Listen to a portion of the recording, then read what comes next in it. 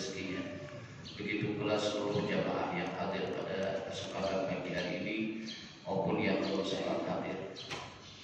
Puji syukur alhamdulillah senantiasa kita panjatkan kehadirat Allah Subhanahu wa taala yang tiada pernah terputus dalam lisan kita, yang tiada pernah terhenti dalam detak jantung kita.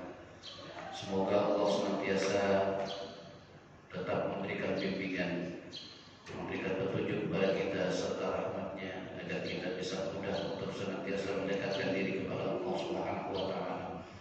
Salawat dan salam semoga tetap tercurah ke hariban junjungan kita baginda Nabi besar Muhammad sallallahu alaihi wasallam beserta para keluarganya, para sahabatnya, dan insyaallah kepada kita semua sebagai pengikutnya, amin ya rabbal alamin.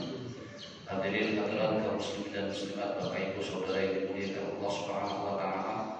Sebelum kita mulai apa yang menjadi satu pembahasan pagi ini, terlebih dahulu kita buka ta'lim kita dengan membaca Al-Quran surat Al-Fatihah.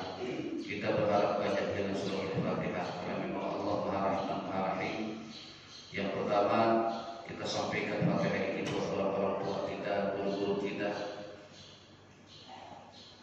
kemudian keluarga kita, kerabat kita, orang-orang yang kita cintai, orang-orang yang pernah singgah di dalam hati kita,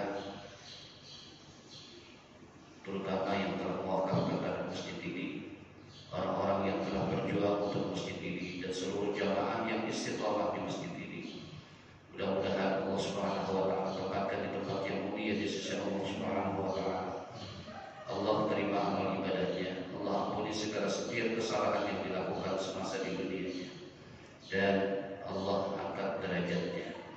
Yang kedua, kita niat untuk saudara-saudara kita yang mungkin saat ini terbaring baik di rumah sakit maupun di rumah, yang sakitnya berat, ringan maupun sedang. Kita doakan mudah-mudahan mereka diangkat penyakitnya oleh Allah Subhanahu wa taala, disembuhkan agar bisa kembali beraktivitas, baik aktivitas dalam dunianya, terlebih-lebih aktivitas untuk akhiratnya dalam rangka dekat diri kepada Allah Subhanahu wa taala.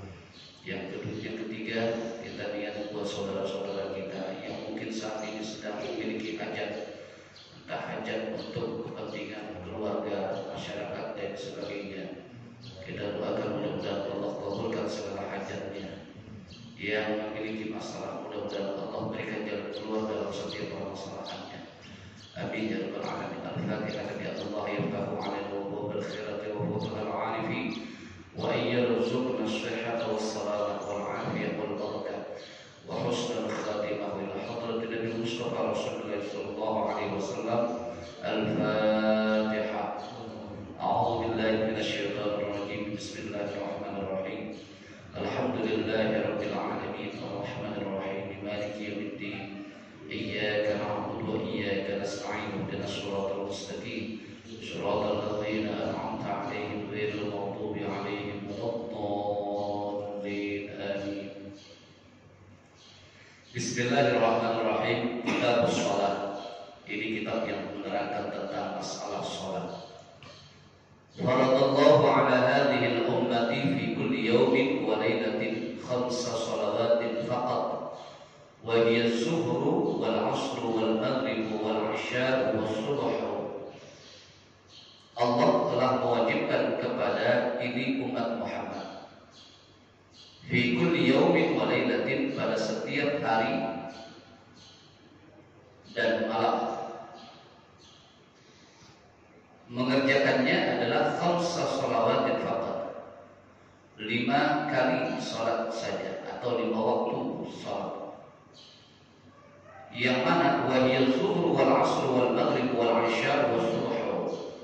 Di antaranya yang 5 waktu itu adalah salat zuhur, salat asar, salat maghrib, dan salat isya serta salat subuh. Tidak ada alasan kita untuk menolak kewajiban ini. Tidak ada alasan kita untuk mengingkari perintah ini. Jangan sampai ada beberapa tahun lalu dulu pernah kejadian. Itu yang bicara dosen pasca sarjana. Dulu dosen pasca sarjana bilang begini. Jadi peristiwa itu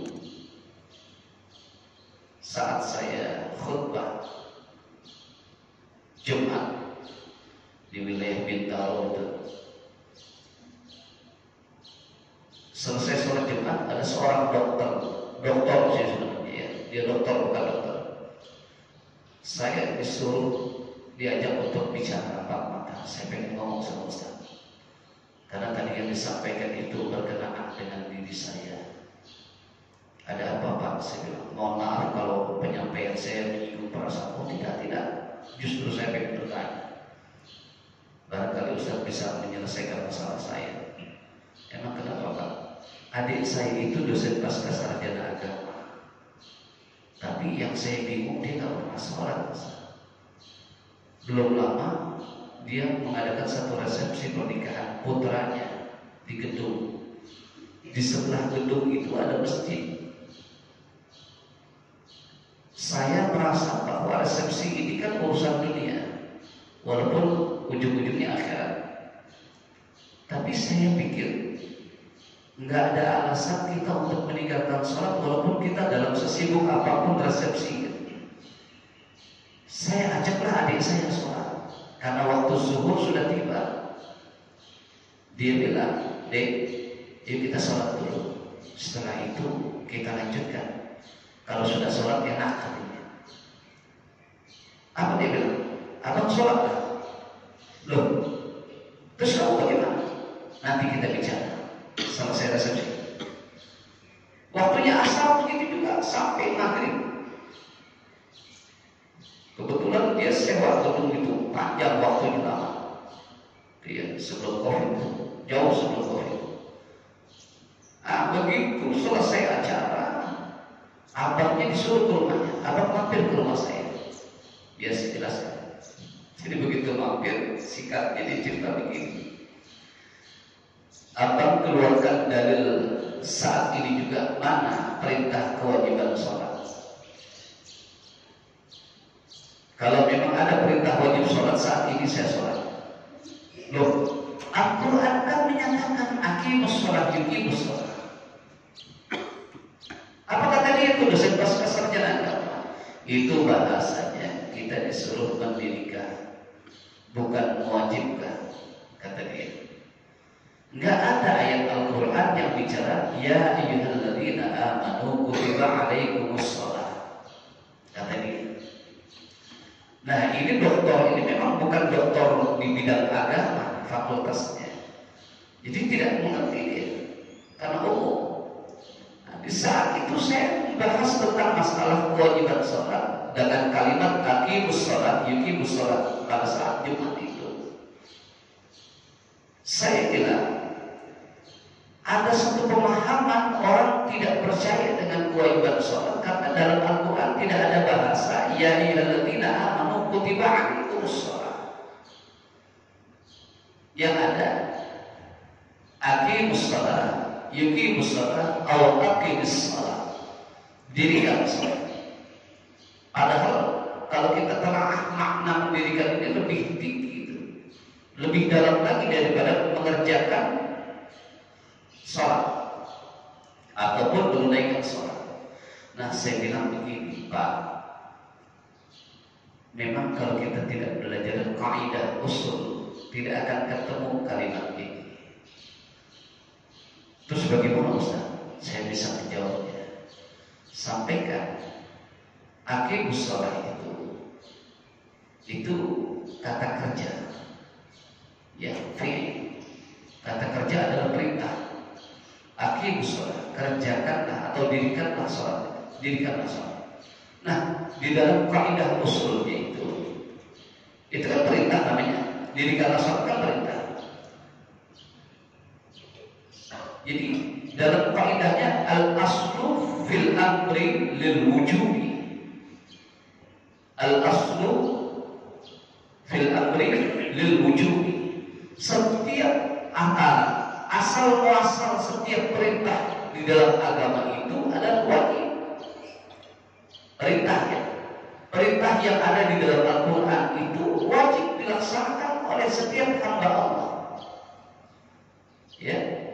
Nah, yang menjawab itu adalah sebuah kaidah yang berasal dari ulama.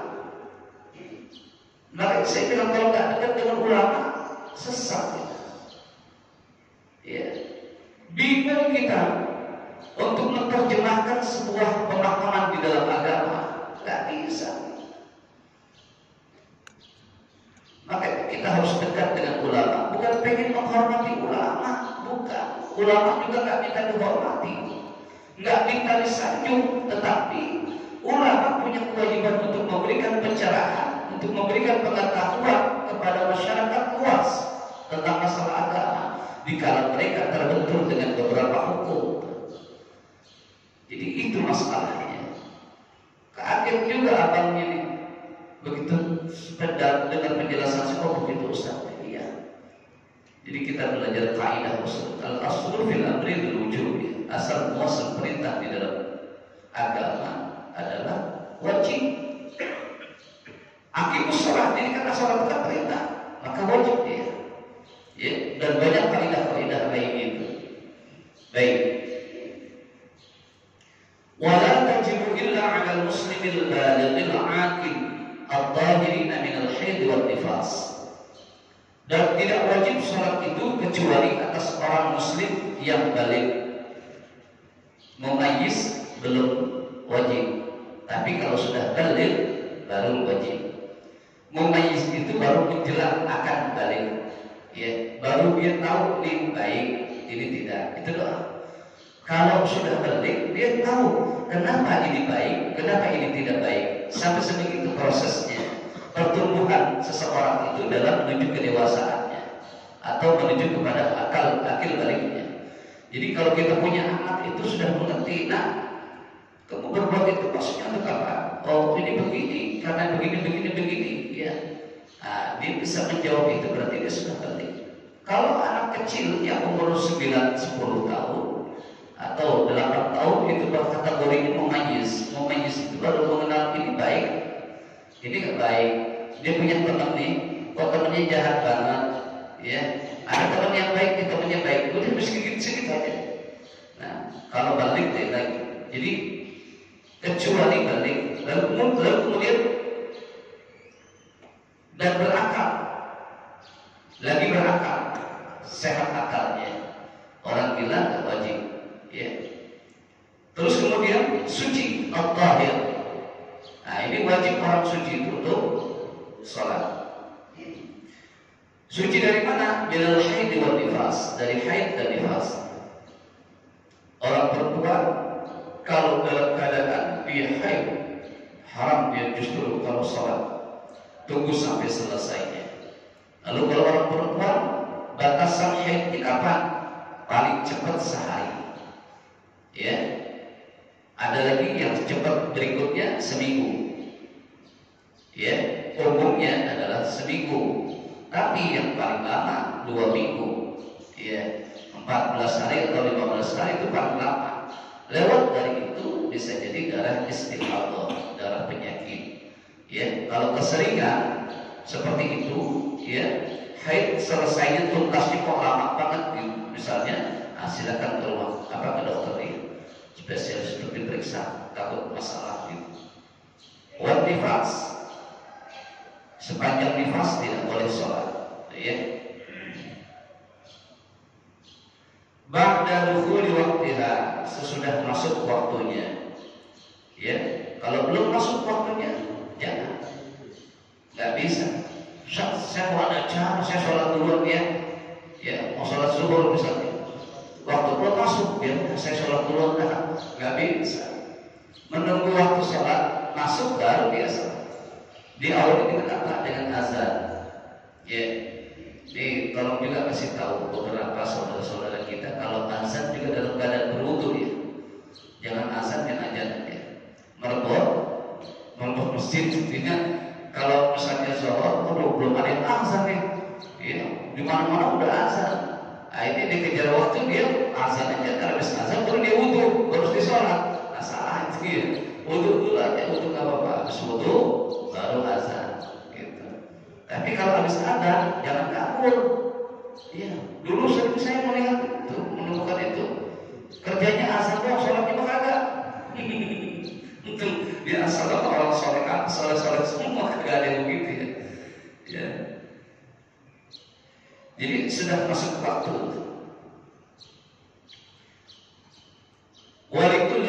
salati minha waktu mahdudun, dan bagi setiap sholat daripada 5 sholat itu ada waktu-waktunya yang dibatasi.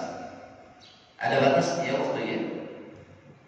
Yang pertama, as-subri min zawal syamsi an wasatis samai ila ay yazida zillu syai'in ala mithlihi ba'da zillil istiwa'i. Waktu zuhur itu ialah dari mulainya tergelincir matahari dari tengah-tengah langit sampai melebihi bayangan sesuatu terhadap, misalnya sesudah bayangan waktu istiwa. Waktu istiwa itu waktu pas matahari benar-benar tengah, ya, itu waktu istiwa. Ketika matahari benar-benar tengah itu namanya waktu istiwa.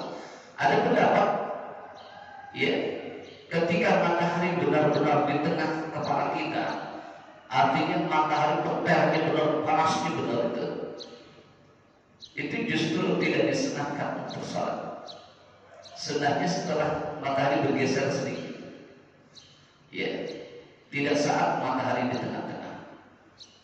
Kita mengambil perumpamaan contoh seperti Jumat itu, maka Jumat itu tepat kalau kita ambil 2 kali adzan, ya, apalagi sebelum sholat Jumat itu diselingi dengan 2 khutbah, gitu. Walaupun khutbah termasuk dari bagian rukun sholat tadi, gitu ya.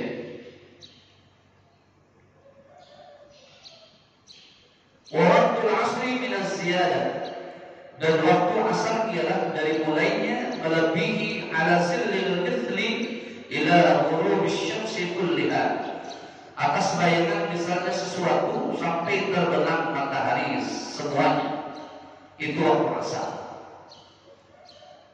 Jadi sampai batasnya habis waktu zuhur masuk asar sampai terbenamnya. Kalau maghrib jam 6, jam 6 kurang seperempat masih masuk waktunya, ya, gitu. Wa waqtul maghribi min tamami ghurubisy syamsi hatta yaghiba syafaq al-ahmar, dan waktu maghrib ialah dari mulai sempurnanya terbenam matahari sampai terbenam awan merah, ya, sampai terbenamnya awan merah, sampai nggak kelihatan lagi tuh, benar-benar gelap tuh, ya. Makanya kalau bisa udah gelap-gelap gitu, nggak ada bahasa merah-merah begitu, ya, matahari masih kelihatan merah-merah, nggak ada. Nah, hatta yatlu'a awwalul fajris shadiq. Oh enggak, ini waktu isya. Tadi waktu maghrib. Wa waktu isya'i min naghibish syafaqil ahmari hatta yatlu'a awwalul fajris shadiq. Dan waktu isya itu ialah dari mulainya terbenam awan merah hingga terbitnya awal fajar shadiq. Isya agak panjang, ya. Jangan dikaitkan dengan jam 12 sudah berubah menjadi pagi. Itu jangan dikaitkan. Jam 12 malam maksudnya. Hatta yatlu'a awal syamsi, hingga terbitnya awalnya. Akan tetapi begini, Bapak, Ibu, Saudara sekalian, kita diajarkan untuk as-salatu ala waktiha, ya, sholat tepat pada waktunya, ya. Artinya kalau ada orang yang lalai karena kesibukan dunia yang tidak, ya, yang tidak bermanfaat betul untuk kepentingan akhiratnya, maka termasuk kategori yang lalai. Fawaidul lil musallin, itu yang menjawab masalah orang yang lalai itu. Jadi jangan sampai kita lalai. Jadi kalau lalai maka dosanya besar. Tapi yang lebih besar lagi dosanya adalah ketika kita meninggalkan sholat, walaupun satu waktu, ya, walaupun satu waktu.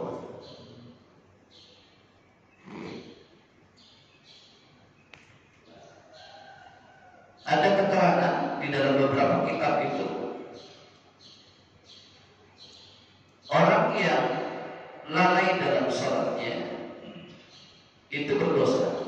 Tetapi ketika di penghujung waktunya dia mengerjakannya, Allah maafkan dosanya itu. Artinya dia tetap mengerjakan walaupun ada di akhir waktu. Ya. Wala qada'a 'alal kafir idza aslama illa murtadad. Dan tidak wajib mengqadha salatnya atas orang-orang kafir apabila dia sudah masuk Islam. Ya. Orang kafir nih masuk Islam. Dia masuk Islamnya sudah balik, sudah tua bahasanya. Apakah semenjak dia akhir balik itu harus mengqadha salatnya? Tidak. Ya. Bukan kemauan dia masalah kafir ini. Jadi tidak wajib mengqadha. Wala 'alal majnuni, dan pula tidak wajib qadha atas orang gila. Ada orang gila yang sembuh. Ya. Dia semenjak akil balik atau dari kecil dia maaf dia gila misalnya. Ya, hilang ingatan itu.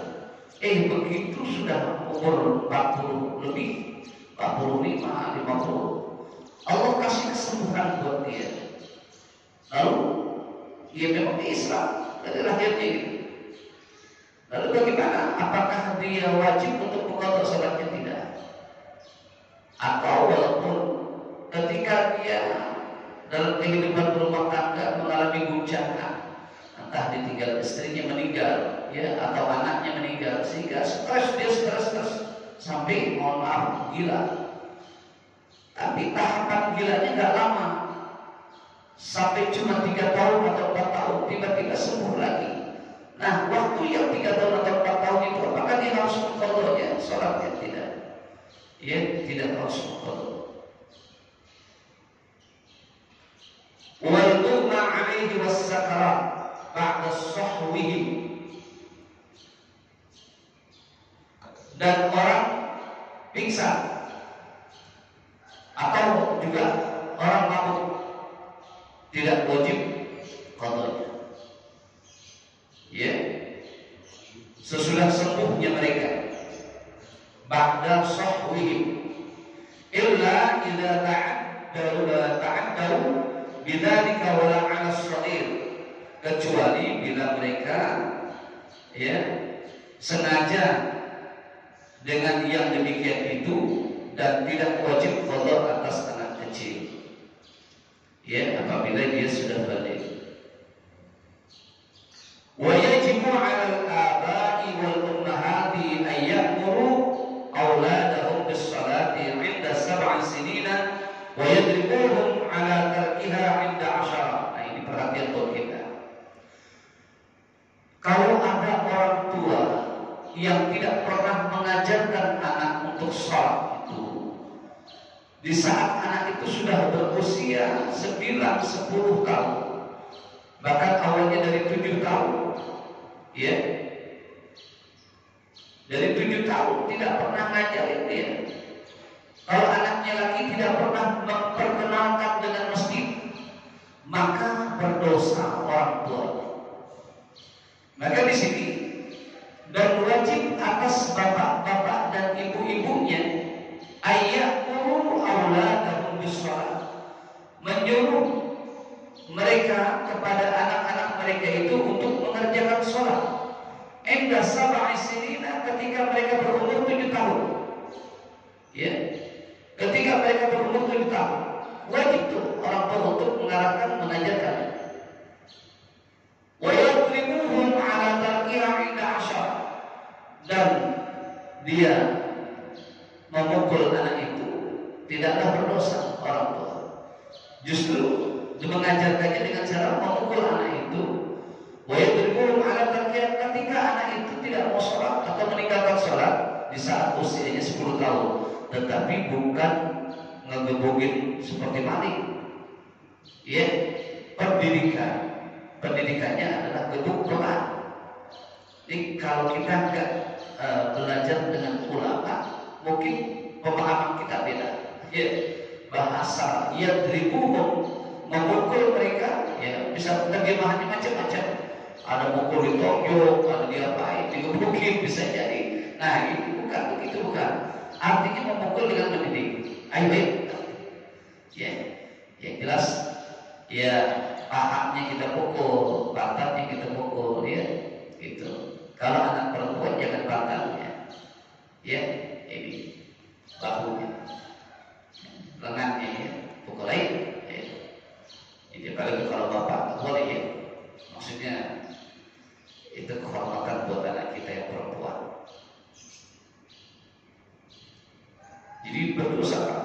Nah, sementara bagaimana kalau di masjid itu kita kita ngajak anak kita, ya, lalu kemudian masjid menjadi berisik sehingga tidak membuat khusyuk, tidak fokus anak-anak kita ya, yang sedang salat. Bapak, Ibu, hadirin hadirat sekalian, makanya dalam mendidik anak itu orang tua harus serta ikut. Kalau orang tua tidak serta ikut itu, ya bisa jadi mereka bercanda keliaran kemana-mana. Ya. Lalu siapa yang bersalah? Yang bersalah orang tuanya. Lah anak sholat, bapaknya kagak sholat. Anaknya sholat di masjid maghrib ramai itu semangat. Bapaknya takut lagi final Indonesia Vietnam ini saat itu. Ya yang berdosa bapaknya. Akhirnya kelihatan anak itu bercanda.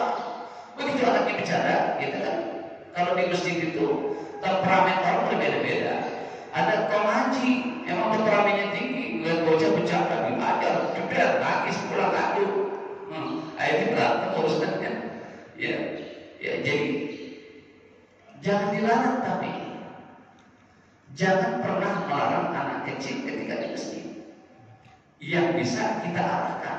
Nah, kita sebagai jamaah orang-orang dewasa yang berakal cerdas itu, kita selingi mereka, tapi jangan di depan mereka.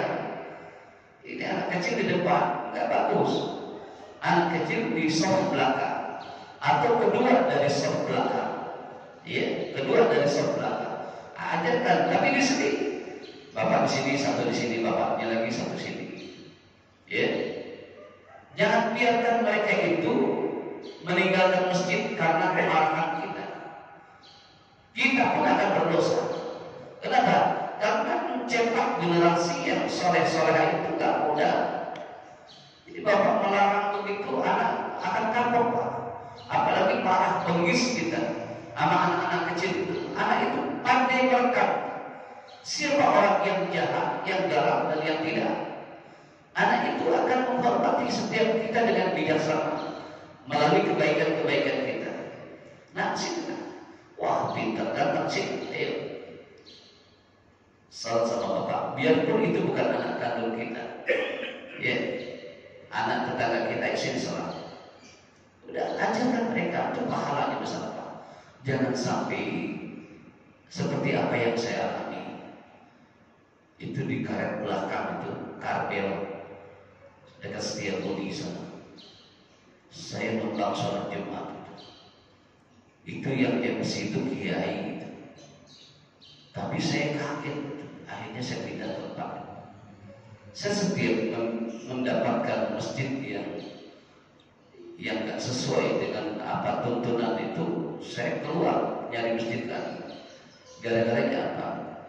Dia lagi ngomongin tentang masalah petugas sholat Jumat dan ngomongin hasil amal jariah. Anak itu memang berisik, kan? Ya memang tidak dikontrol oleh orang tua. Mau saja masyarakat di situ ikut juga menertibkan anak-anak, tapi dengan santun, dengan bijaksana.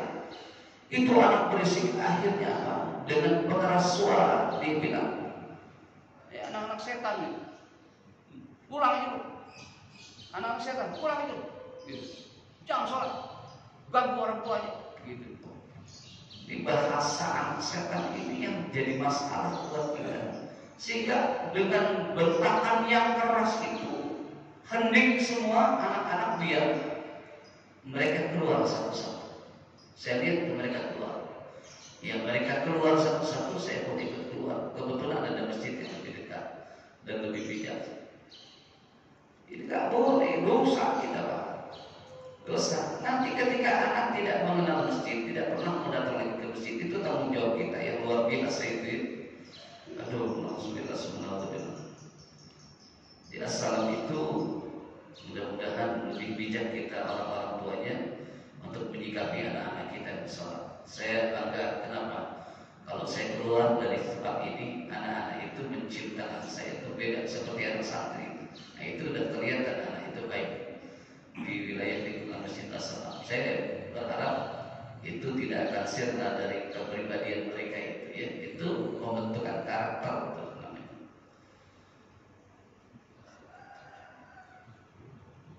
Wal afdalu ta'jilus sholati fi awwal waqtiha. Dan yang lebih utama ialah menyegerakan sholat itu pada awal waktunya. Wa yajuzu ta'khiruha an awwal waqti walau bila 'udhrin bi syartin ay ya'zima 'ala fi'liha qabla al-khuruj al-waqti wa mithlu sholati fi dhalika baqiyatul furudil muwassa'ah kal haji. Nah, ini terakhir ya. Dan boleh mengakhirkan sholat dari awal waktunya meskipun tanpa ada umur, tanpa ada sebab, dengan syarat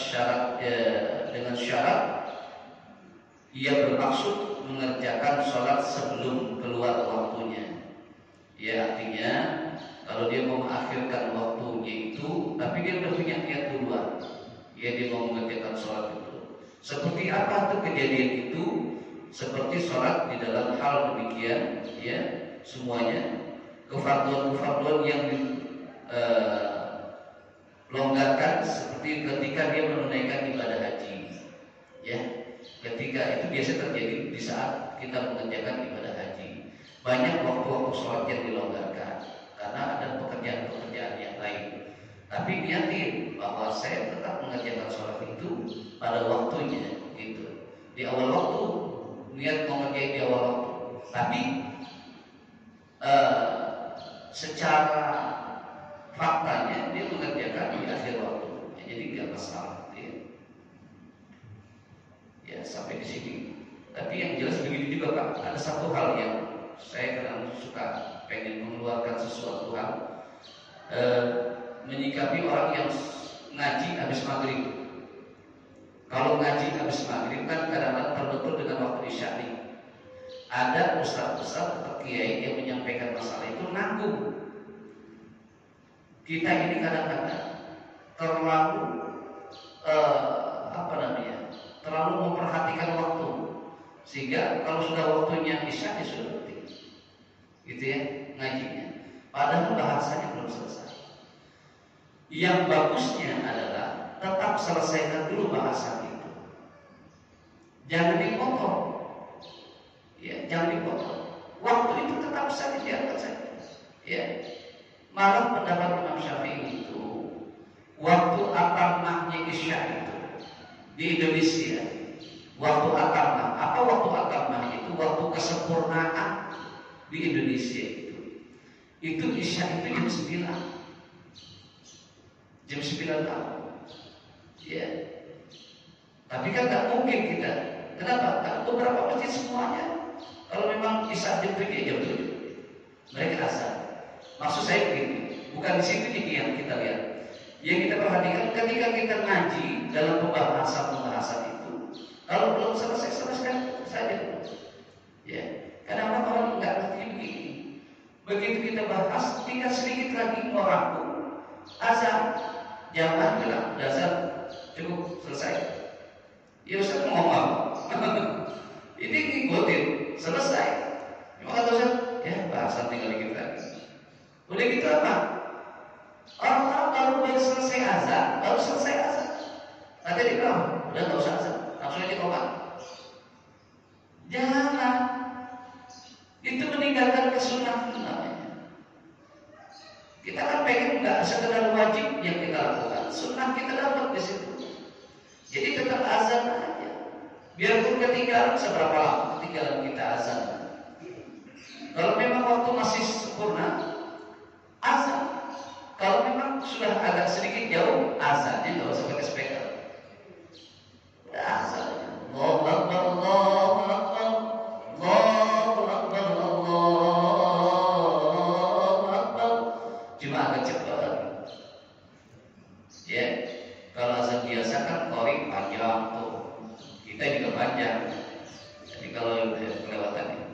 Ya, sampai sini Bapak, Ibu, barangkali ada yang ingin dipertanyakan dan mau kasih silakan. Assalamualaikum. Waalaikumsalam.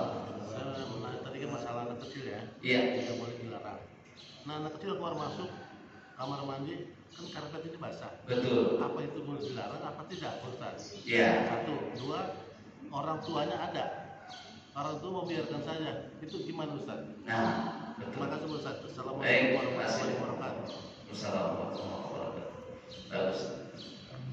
Yang pertama, antisipasi dari pengurus masjid itu untuk apa namanya, keset ya. Antisipasinya adalah keset yang dipakai dari tempat duduk masjid itu yang nyerap air. Yang kedua, kita juga boleh untuk menasehati anak, bukan dimarahi tapi beda ya. Nasihati kita dengan sedikit ketegasan sama anak-anak itu boleh kasih tahu. Yang penting satu aja, anak itu jangan dibentak sehingga dia kapok ke masjid. Jadi boleh, bapak marah boleh, tapi marah itu ketegasan dan bijak. Kamu nggak boleh begitu. Kamu kalau udah mati begitu karpet basah nanti bau, gitu. Nggak boleh ya nak, nggak boleh. Cukup sekali aja, anak pintar sekali. Tuh, saya dulu ketemu tuh ada, ya memang dia orang alim. Jadi kalau kasih tahu aduh anak pintar nih. Jadi jangan ada kalimat kata-kata dasar anak goblok, jangan ada. Itu yang keluar dari mulut kita, itu bisa jadi doa. Kasihan anak kita, kasihan anak tetangga kita yang kita doain goblok begitu. Kita, anak pintar sih, kamu nggak boleh begitu, jangan begitu ya anaknya, nggak boleh benar-benar begitu, nggak asal karpetnya bau, gitu. Nah, ayo sekali aja, udah, butuhnya. Nah, memang ada pemerhati di setiap masjid itu ada pemerhati supaya tertib jalan ibadah itu. Ya, tetap boleh kita marah, tapi marah yang bijak. Terus bahasa kita tidak ada bahasa yang kotor. Bapak Ibu, kenapa anak-anak kita ini sekarang merosot kita moralitas agama pada anak kita tuh merosot betul. Anak kita bahasanya Masya Allah. Sekarang dikit-dikit bahasa binatang itu keluar, Ibu. Walaupun bahasa binatang itu dipelesetin. Ada bilang anjay, ada bilang anjrit, anjir, macam-macam ini. Terus kalau seandainya dalam sebuah lingkup keluarga, tatanan kehidupan rumah tangga itu sudah kasar bahasanya, antara istri dengan suami, antara ayah dengan anak, ibu dengan anak, udah nggak biasa. Itu mulainya dari situ tuh, berantakan anak kita itu. Maka dari rumah tangga kita coba dengan kebijakan. Semarah apapun kita jangan pernah keluar kalimat-kalimat kotor sama anak kita. Jadi ini sampai ke soal kita bahasnya ya. Jadi bapak marah boleh. Nah, terus kalau ada orang tuanya, anaknya didiamkan, tolong orang tua jangan diam. Kita harus banyak timbang rasa kepada jamaah yang lain. Tapi jangan juga dimarahin. Sini kamu sini, dekat ayah, jangan bercanda. Begitu, tarik anaknya sampai ke sebelahnya. Gitu. Memang betul Pak. Kadang-kadang jangankan tidak ada orang tuanya, ada orang tuanya juga anak masih gitu. Ya, gitu. Jadi ya. Nah, kalau yang masih kecil banget, jangan diajak. Karena ada tuh yang kecil banget tuh anak kecil perempuan tuh ya, sekali aja. Khawatirnya apa? Ketika kita lagi sholat, dia lepas, dia keliling lagi sama imam. Sekali saya di masjid agung tuh, begini, ya anak kecil, tak kuning ini, halo. Ya anak kecil kan pengen tahu aja dia.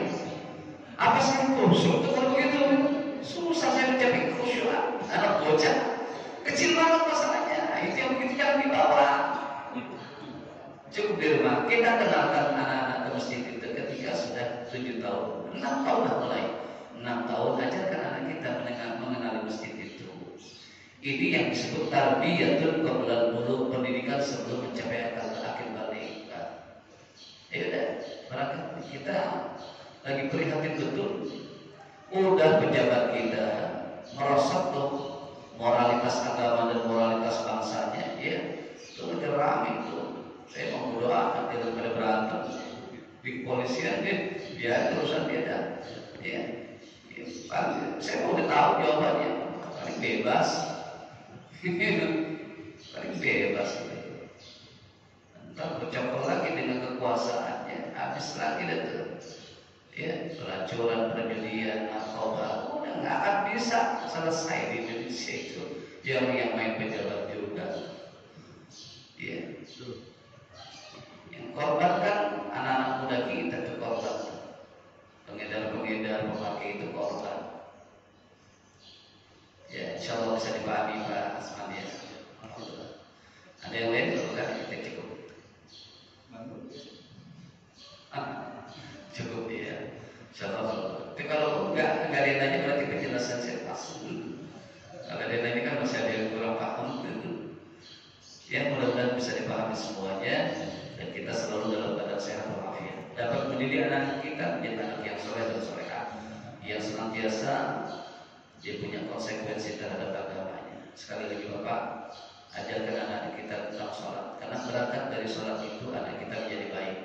Tidak ada anak yang sholat itu anak yang tidak baik. Anak yang sholat itu pasti akan memiliki perangai yang baik, budi pekerti yang baik, akhlak yang baik.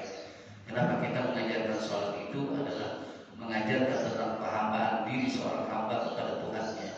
Nanti dari situ akan terukur akhlak anak kita. Tapi kalau anak kita tidak pernah kita sentuh, kita ingatkan dengan sholat itu, jangan berharap anak kita menjadi anak yang baik. Saya takut anak itu menjadi anak yang durhaka. Bahkan disebut anak talihun, anak yang durhaka betul-betul. Ya, ada talihun itu, anak talih itu kebalikan dari anak-anak soleh. Itu luar biasa. Pada saat kita masih hidup aja itu sulit menyakiti hati kita. Ya, jangan sampai itu terjadi. Waktu kita masih hidup, anak itu durhaka, menyakiti hati kita. Begitu kita sudah menutup usia, kita meninggal dunia, sedikit pun anak kita tidak pernah ingat untuk mendoakan kita. Bahkan lebih condong kepada menjelekkan harkat martabat kita. Nauzubillah subhanallah, kita berlindung dari itu semua. Ya, Al-Fatihah. Alhamdulillahirabbil alamin arrahmanir rahim. Iyyaka na'budu wa iyyaka nasta'in. Ihdinas siratal mustaqim, siratal ladzina an'amta 'alaihim ghairil maghdubi 'alaihim waladdallin. Astagfirullahaladzim, astagfirullahaladzim, astagfirullahaladzim. Alhamdulillah ya Maulana ma'budu. Allahumma arhamna bil Qur'an wa amana bil Qur'an wa jama'na 'ala al-iman wa ja'alhu lana hujjatan lana la hujjatan 'alaina wa anzur wajhikal karim ya karimu ilaina. Allahumma zidna 'ilman nafi'an wa rizqan fahman wasi'an wa 'amalan mutaqabbalan rizqan katsiran halalan thayyiban. Allahumma inna nas'aluka hifdzal mursalin wa fahman nabiyyin wa ilhaman malaikatil muqarrabin. Allahumma ja'alna wa auladana wa jami' ahlina min ahli al-'ilm wa ahli al-khair wa ahli al-ibadah wa ahli al-Qur'an wa la taj'alna wa iyyahum min ahli al-jahl wa al-dhayr. Rabbana atina fid dunya hasanah wa fil akhirati hasanah wa qina adhaban nar. Sallallahu ala sayyidina Muhammad wa ala alihi wa sahbihi wa baraka wasallam. Walhamdulillahi rabbil alamin. Sekian, terima kasih. Mohon maaf atas segala kekurangannya. Wassalamualaikum warahmatullahi wabarakatuh.